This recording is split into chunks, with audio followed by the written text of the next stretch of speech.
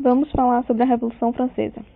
É muito comum em política associarmos os termos esquerda e direita a partidos políticos ou a pessoas que defendem ou combatem ideias reformistas, ou que adotam posições radicais ou moderadas diante de certas questões.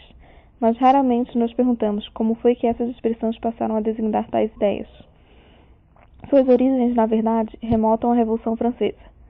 Durante a realização dos trabalhos da Assembleia Nacional Constituinte, 1789 e 1791, os aristocratas, conservadores, se sentavam à direita da presidência e os democratas que lutavam por reformas, à esquerda.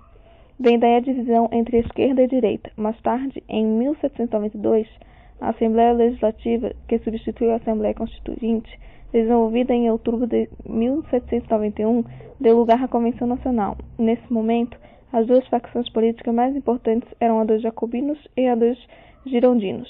Os dois grupos exerceram papel fundamental durante a Revolução que irrompeu na França em 1789. Os jacobinos faziam parte de uma organização política criada em 1789 na França durante o processo da Revolução Francesa. No princípio tinha uma posição moderada sobre os encaminhamentos revolucionários, porém com a liderança de Robespierre passaram a ter posições radicais e esquerdistas.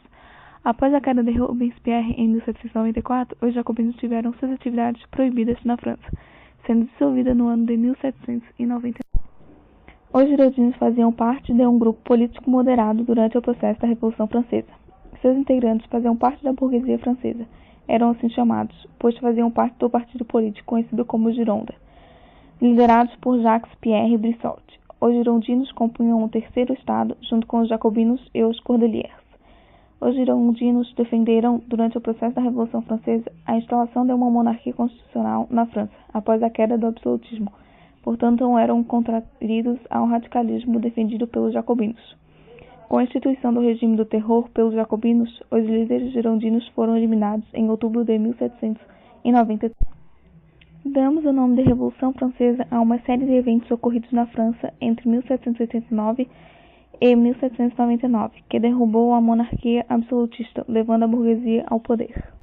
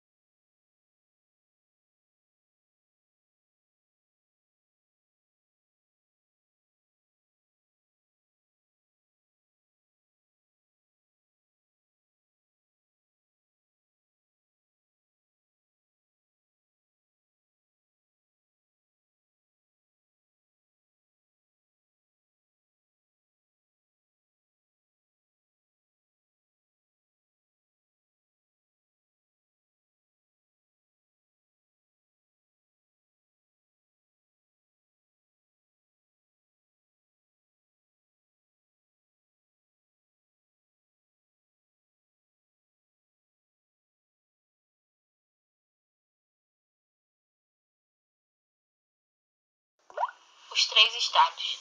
Com cerca de 24 milhões de habitantes, a França era, no final do século XVIII, o país mais populoso da Europa e também um dos mais injustos. Na França, o clero e a nobreza tinham enormes privilégios e o rei impunha sua vontade. Era o representante de Deus na terra. Nessa época, a sociedade francesa estava dividida em três estados. O primeiro estado era o clero, que representava a igreja, com cerca de 120 mil pessoas. O segundo estado era a nobreza, composta pela corte, que girava em torno do rei, pela nobreza provincial e pelas pessoas que, embora não tenham nascido nobre, enriqueceram e compraram o título de nobreza. A nobreza correspondia a um total de 360 mil pessoas.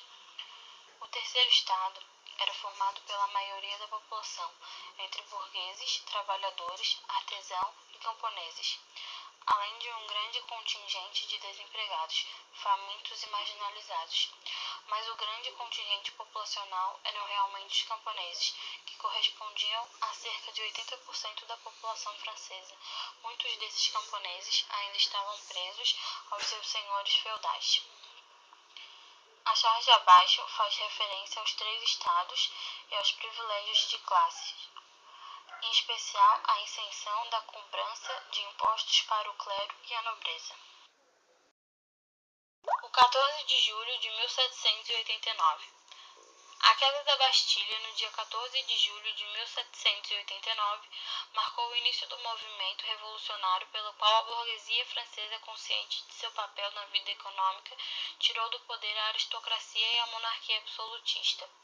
No final do século XVIII, a França era um país agrário, mas com industrialização sem importância. A burguesia acumulava dinheiro e começava a ambicionar também o poder político. A sociedade estava dividida em 3 grupos.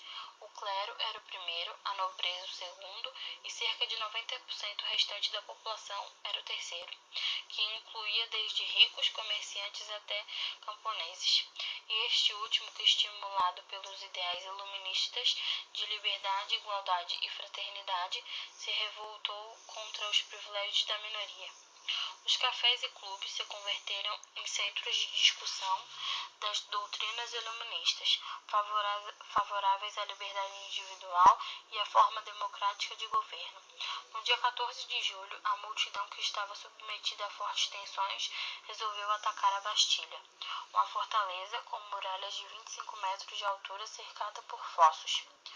Símbolo do despotismo, forma de governo em que o poder se encontra nas mãos de apenas um governante e que pairava sobre Paris como um feiticeiro ou um bruxo. Diziam que torturas e punições indescritíveis tinham seu lugar lá, e apesar de já desativada, sua sombra parecia cobrir Paris inteiro. Os poucos presos que ainda estavam por lá foram soltos e se arrastaram para fora sobre aplausos comovidos da multidão postada nos arredores da fortaleza devassada. Posteriormente, a massa incendiou e destruiu a Bastilha. O episódio, verdadeiramente espetacular, teve um efeito eletrizante não só na França, mas onde a notícia chegou. Provocou um efeito imediato. Todos perceberam que alguma coisa espetacular havia ocorrido. A queda da Bastilha, no dia 14 de julho de 1789, ainda hoje é comemorada como um principal feriado francês.